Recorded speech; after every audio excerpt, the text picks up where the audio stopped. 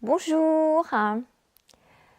Alors, aujourd'hui, je vais vous parler de comment récupérer de la vitalité, comment retrouver de l'énergie quand on a le rythme d'un occidental classique, et puis je dis d'un occidental classique, mais c'est même au-delà maintenant, puisque avec la mondialisation, plein de gens se sont mis à travailler de la même façon, donc le métro boulot dodo, et puis l'alimentation morte.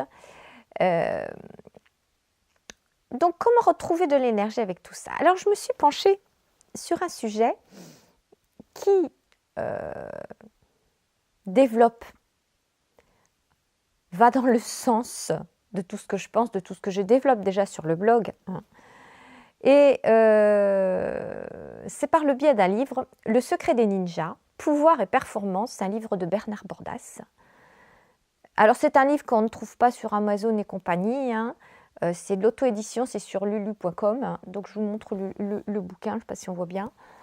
De toute façon, comme d'habitude, sous la vidéo, vous allez trouver le lien vers l'article du blog, donc vous pourrez cliquer, vous allez trouver tous les détails et bien d'autres choses, parce que c'est toujours pareil, je développe toujours plus dans l'article que dans la vidéo. Donc ça, c'est un bouquin que j'ai acheté en fait il y a 1 an, que j'ai offert à l'un de mes fils il y a un peu plus d'1 an. Là, je lui ai piqué pour faire la vidéo. Le secret des ninjas. Alors, sur le coup, on se dit, mais quel est le rapport? Qu'est-ce qu'elle nous fait? Elle nous prend pour des ninjas, elle est folle, elle pète un câble, ça y est. Non. Mais j'aime bien chercher, voir ailleurs comment les gens font quand ils ont une qualité, je ne vais pas dire de vie, parce que les ninjas, c'était à la base. Alors, à la base, ce n'était pas des ninjas, mais bon, bref. Ça, vous verrez le détail dans l'article, hein. Je ne vais pas recommencer ici. À la base, c'était des espions. Donc, des espions, qui dit espions, ils n'avaient pas vraiment ce qu'on peut appeler une vie tranquille, hein. Si vous rêvez de vie peinarde, tranquille, pépère, au coin du feu, c'était pas ça. Par contre, c'était alors des hommes, il n'y avait pas de femmes, hein, des hommes, des espions donc, qui avaient une énergie incroyable, qui étaient très fins, très menus. C'était pas pour des sumos, hein, loin de là, parce que en tant qu'espion, ils devaient pouvoir se faufiler. Alors, les maisons au Japon, il y a des planchers, il y a tout un...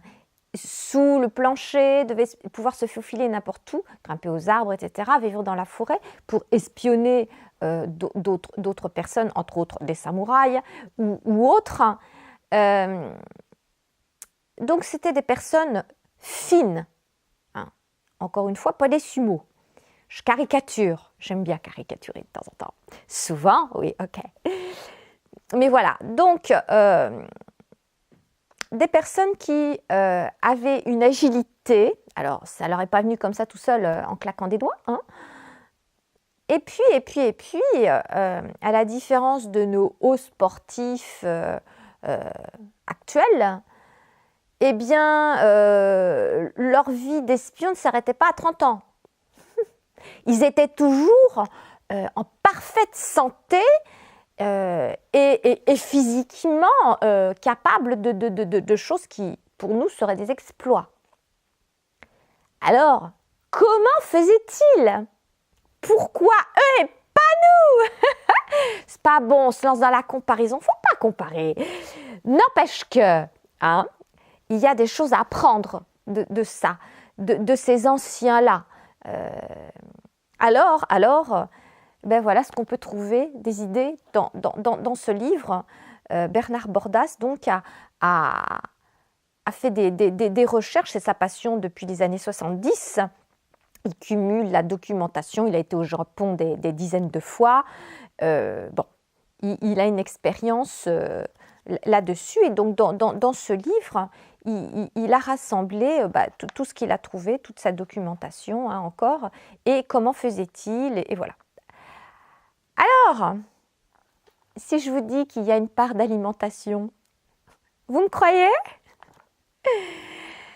Et oui, il y a une part d'alimentation. Alors, on va continuer à les appeler les ninjas, même s'ils ne s'appelaient pas comme ça. Mais enfin, bon, bref. Il a pris le parti dans ce livre de parler de ninja parce que ici, en Occident, tout le monde parle de ninja. Dans l'article du blog, vous verrez que c'est beaucoup plus nuancé et je mets aussi une vidéo de l'auteur de ce livre, hein, de Bernard Bordas, qui explique aussi bien des choses. Donc, on va continuer sur les ninjas. Alors, qu'est-ce qu'ils mangeaient, ces hommes-là? Eh bien, ils ne mangeaient pas de viande. Ils ne mangeaient pas de viande parce que pour eux, c'était indigeste par rapport à leur performance. Parce que le but du jeu pour eux, c'est d'avoir un corps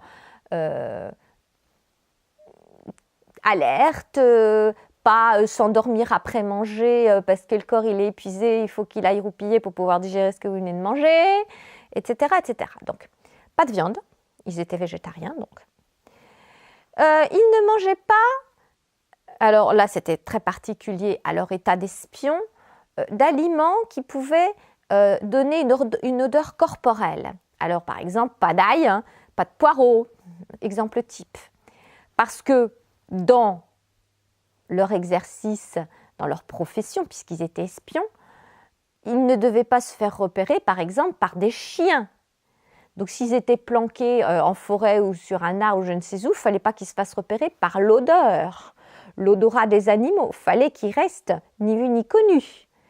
Donc, leur alimentation, ils faisaient attention à ça. Ce qui sous-entend pas d'épices, parce que, évidemment, quand vous prenez des épices, votre corps, après, à force d'aliments de ce genre, sent. Je vais vous raconter une anecdote comme ça. Rien à voir avec les ninjas, mais c'est une anecdote d'un vécu personnel, histoire de bien vous faire comprendre les choses. C'était pour la naissance de mon deuxième enfant. Donc j'étais à la maternité, moi je venais d'accoucher, j'avais mon fils à côté de moi, et j'avais une femme qui venait d'arriver à côté, et alors tunisienne, je pense, si mes souvenirs sont bons,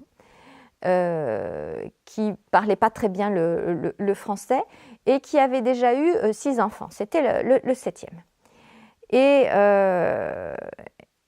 cette femme avait une odeur très, très, très, très forte. Pourtant, elle était à la maternité et elle mangeait la même chose que ce que servent les maternités, enfin les hôpitaux, c'est d'ailleurs rarement goûteux. Mais bon, voilà, le régime alimentaire d'une maternité, hein, c'est pas spécialement gorgé d'épices. Eh bien, elle sentait le couscous. C'est pas de la blague. Son corps sentait le couscous. Et elle a accouché dans son lit juste à côté de moi. C'était le 7e enfant, elle a poussé, et la sage-femme était folle, elle avait mis arrêtez, elle a juste eu le temps de lui glisser sous les fesses comment on appelle ça? Le truc là pour uriner quand on ne peut pas se déplacer, quand on est dans son lit, un bassin, là je ne sais plus, bon, enfin bon bref. Elle a tout juste eu le temps de lui glisser ça sous les fesses et la gamine, c'était une petite fille, est sortie, mais un jet. Faites 7 enfants. Non, c'est pas le cas que ça fonctionne comme ça pour toutes les nénettes. Hein. Je vous le dis tout de suite. Mais enfin bon bref. Et la gamine, elle est sortie d'un jet, elle a tout juste eu le temps de la récupérer et voilà. Bon. Et la femme sentait le couscous. Tout ça pour dire que manger pendant un certain temps comme ça, eh bien, votre corps, votre odeur corporelle va correspondre à ce que vous mangez. Et donc, pour en revenir à nos ninjas, eux, ils ne voulaient pas se faire repérer et le couscous, c'était niette. Même si c'est vachement bon. Non, pas de couscous. Donc, pas d'épices, pas d'ail, pas de poireaux, pas d'aliments de ce type. Donc, pas de viande, pas d'ingrédients qui pouvaient leur donner une odeur, puisque eux, leur but, c'était d'être sans odeur, pour ne pas se faire repérer, encore une fois. Ils mangeaient des aliments qui... Alors, dans le livre, il donne les recettes, hein, c'est des trucs hallucinants. Des choses qui se préparaient 3 ans avant. qui était mélangé alors bien souvent avec du saké. Et puis donc au bout de 3 ans, je ne sais pas comment ça agissait. Enfin bon, bref, il y avait du riz complet. Il n'utilisait pas de sel, si mes souvenirs sont bons. Il faudrait que je revérifie les recettes. Mais bon, pas de sel, pas de sucre. Il faisait des sortes de petites boulettes donc, qui restaient macérées pendant 3 années. Ça paraît hallucinant, 3 années. Et ça faisait comme... quelque part, ça me fait penser à ce délire qu'il y a eu un temps, créer la pilule parfaite. Vous prenez votre pilule, ça y est, votre corps, il a tout ce qu'il faut. Il y a des années, je sais même si ça se trouve, ça traîne encore, même cette histoire-là. Ça y est, vous avez votre réserve, vous avez ce qu'il vous faut, vous n'avez plus besoin de vous alimenter. Bon. Et bien, quelque part, il y a un peu de ça, sauf que là, il y avait des réels ingrédients. Ce n'était pas les pilules, c'était des petites boulettes. Et il leur en suffisait d'une ou deux. Et voilà, ils avaient leur quantité d'aliments. Des haricots aussi, du tofu. Je ne sais pas si je prononce bien. On dit tofu ou tofu. Bon, bref. Vous avez compris? Et puis, bon, c'était une alimentation très particulière, hein, mais très saine et très énergétique pour le coup, donc nourrissante. Pareil, il y avait aussi très peu de cuit. Hein, c'était le riz était trempé pendant longtemps, de longues heures. Et s'il était cuit, c'était à la vapeur, mais très peu. Donc, quasiment crus les légumes, en fait, les préparations. C'était plus des macérations que des cuissons, au final. Il y avait des cuissons, mais parce que de toute façon, tout ninja qui se respectait ne faisait pas de feu. Quand il partait en mission, il ne faisait pas de feu. Le feu, c'est la fumée, c'est le meilleur moyen de se faire repérer. Pourtant, il fallait bien qu'il mange quand même. Donc, il ne faisait pas de feu, donc il mangeait cru. Donc, ils avaient effectivement ces boulettes, ces choses qui étaient préparées, qu'ils avaient dans leur sac, qu'ils avaient sur eux, dans leur poche, je ne sais pas au niveau de tenue vestimentaire comment ils mettaient ça. C'était du concentré, donc ils n'avaient pas besoin de grandes quantités. Mais de toute façon, à la base, ce qu'ils mangeaient n'était pas cuit. Donc ce qu'ils mangeaient était vivant. Ils ne mangeaient pas de nourriture morte. Ce que j'appelle la nourriture morte, c'est la nourriture cuite. Hein. Si vous vous posez des questions, si vous débarquez sur ma chaîne pour la première fois, allez sur le blog, vous allez découvrir plein de choses sur l'alimentation vivante. C'est tout l'un des sujets de Folle Autonomie. Hein. Alors, il y avait tout ça. Et puis, il y avait encore autre chose, c'est le jeûne. Les ninjas jeûnaient. Les ninjas faisaient comme quelque part nos ancêtres aussi, c'est-à-dire qu'ils mangeaient quand l'alimentation, la nourriture se présentait. C'était pas à heure fixe. Ah, ça y est, je me lève, je mange. Ah, ça y est, il est midi, je mange. Ah, ça y est, les 4 heures, je me fais un petit thé, là, je me fais une petite pause goûter. Ah, ça y est, il est 20 heures, Non, ça fonctionnait pas comme ça. Ça fonctionnait quand la personne avait faim et surtout quand elle trouvait quelque chose. Alors là, eux avaient leurs propres aliments sur eux ou se préparaient certaines choses, mais ils jeûnaient aussi beaucoup.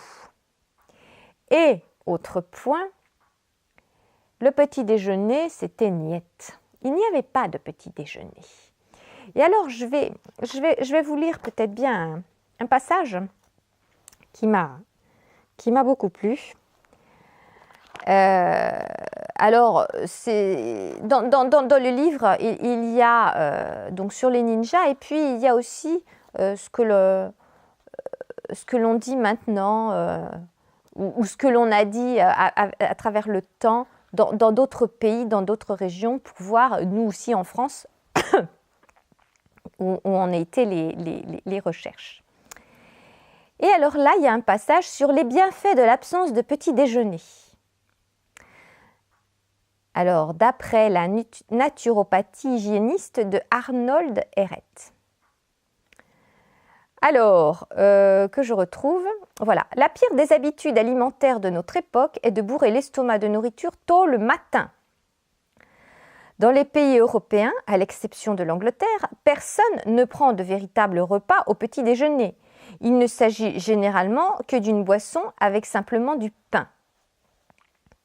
Le seul moment où l'homme ne mange pas durant 10 ou 12 heures d'affilée, c'est la nuit, lorsqu'il dort.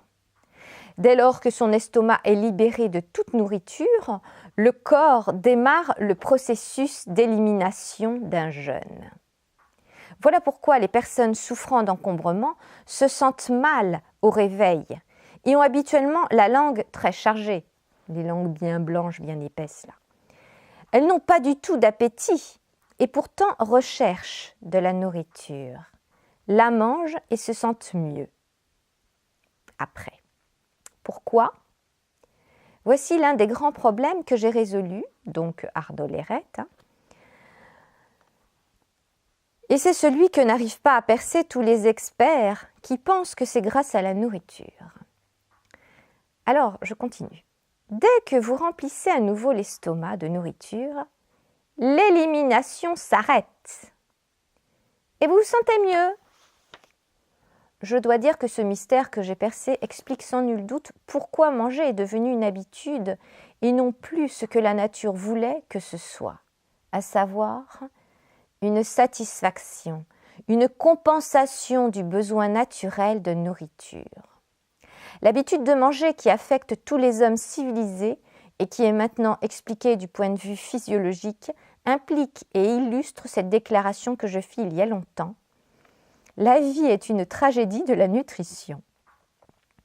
Plus l'homme accumule de déchets, plus il doit manger pour stopper l'élimination. C'est violent ça, je recommence. Plus l'homme accumule de déchets, plus il doit manger pour stopper l'élimination. Ben oui, parce que l'élimination, c'est douloureux, mes petits chéris. Eh ouais. Donc, alors je continue. J'ai eu des patients qui devaient manger plusieurs fois la nuit pour pouvoir se rendormir. Ça aussi, c'est violent. Vous vous levez la nuit pour manger ? Vous n'en êtes peut-être pas à ce stade-là, mais enfin, bon, visiblement, il y en a. En d'autres termes, ils devaient mettre de la nourriture dans leur estomac afin d'éviter la digestion du mucus et des poisons qui s'y étaient accumulés. Si vous supprimez les petits déjeuners de vos menus quotidiens, vous souffrirez peut-être de sensations sans gravité, comme des maux de tête durant les 2 premiers jours, mais vous vous sentiez ensuite beaucoup mieux. Travaillerez plus efficacement et apprécierez votre déjeuner plus que jamais, donc des heures plus tard, évidemment. Des centaines de cas graves ont été soignés rien que par le régime sans petit déjeuner, sans autre changement important d'alimentation. Cela prouve que l'habitude d'un petit déjeuner complet est la pire et la plus néfaste. Bon, alors ça c'était pour l'histoire du petit déjeuner. Je vous renvoie au livre en question. Le système de guérison du régime sans mucus, macro-édition. Voilà, ça c'est un livre dans lequel Arnold Ehret décrit les bienfaits de ne pas prendre de petit déjeuner. Alors revenons-en à nos ninjas, à leur énergie. Donc ils avaient une alimentation très particulière et puis ils avaient un entraînement physique que l'on considérerait de violent, mais ils pouvaient se le permettre parce que leur organisme était prêt à se dépasser. Il avait la nourriture réelle dont il avait besoin. Alors, il y a un autre passage que je voulais vous lire. Alors, nous avons vu que la diététique ninja avait un aspect très pratique. Ne pas s'intoxiquer donc avec les toxines issues des produits animaux. Ne pas avoir une transpiration malodorante qui alerterait les animaux. Alors, oui, j'en ai pas parlé, développer l'instinct, l'intuition. Évidemment, ça faisait partie des choses que tout espion devait développer, évidemment. Trouver la paix intérieure en évitant tout produit excitant et permettre une bonne énergie et une bonne récupération. Alors, trouver la paix intérieure en évitant tout produit excitant. Ben oui, hein. Ils ne buvaient pas de café. Hein. Encore moins de coca.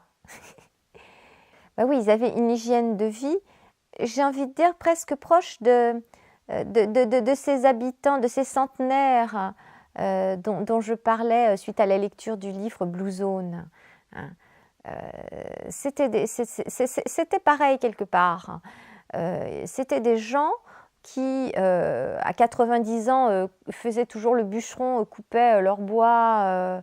Enfin, c'était. Il y en a toujours. Pourquoi je dis c'était? Il y en a encore, heureusement. Des personnes qui ont une énergie folle. On se demande, nous à 40, 50 ans, à tout groggy, on n'en peut plus. Et eux, à 90 ans, ils ont une pêche d'enfer, une énergie incroyable. Évidemment, ils font de l'exercice physique, ils marchent des kilomètres chaque journée. Et donc, dans l'exemple des centenaires de Blue Zone, ils coupaient leur bois, ils cultivaient leur potager. Bon, alors là, nos espions cultivaient pas leur potager, mais eux, c'est pareil, ils avaient un exercice physique intense, marcher, courir, souplesse du corps, entraînement physique, voilà. Et ce qui ressort à chaque fois aussi, évidemment pas d'excitant, donc suffisamment de repos et suffisamment de nourriture qui soit réellement nourrissante, revitalisante, qui permettent à nos cellules de se régénérer, qui permettent à notre corps de tenir le coup. Donc voilà, je voulais vous parler absolument de ce bouquin et de ces approches dont on ne parle pas. Je veux dire, c'est pas banal. Hein. Et en même temps, on a des leçons à apprendre de ces hommes-là. On a des choses à apprendre. Moi, j'aime bien fouiller comme ça dans des personnes qui nous paraissent comme ça extraordinaires, comment ils faisaient, etc. Oui, il y a un travail réel derrière sur chacune de ces performances. Leur capacité, c'est ça que je n'ai pas détaillé, que je voulais faire, leur capacité à résister au froid, résister à la chaleur, résister à la faim, résister l'histoire d'être sans odeur. Voilà, donc si du coup, le secret des ninjas, ça vous intéresse, vous cliquez sous la vidéo, vous allez trouver le lien de l'article. Il y a encore plus de détails là-dessus. Et puis, encore une fois, vous allez trouver une vidéo de Bernard Bordas qui décrit bien des choses. C'est amusant. C'est pour le fun, en fait. C'est le plaisir d'en savoir plus et se rendre compte que les personnes qui jeûnent, les personnes qui mangent vivant, eh bien, ce ne sont pas des sous-alimentés. Si vous me suivez, vous le savez. Bien au contraire, ce sont des personnes qui ont des leçons à nous donner. Voilà. Donc, je vais m'arrêter là pour aujourd'hui et je vous dis à bientôt dans une prochaine vidéo. Au revoir.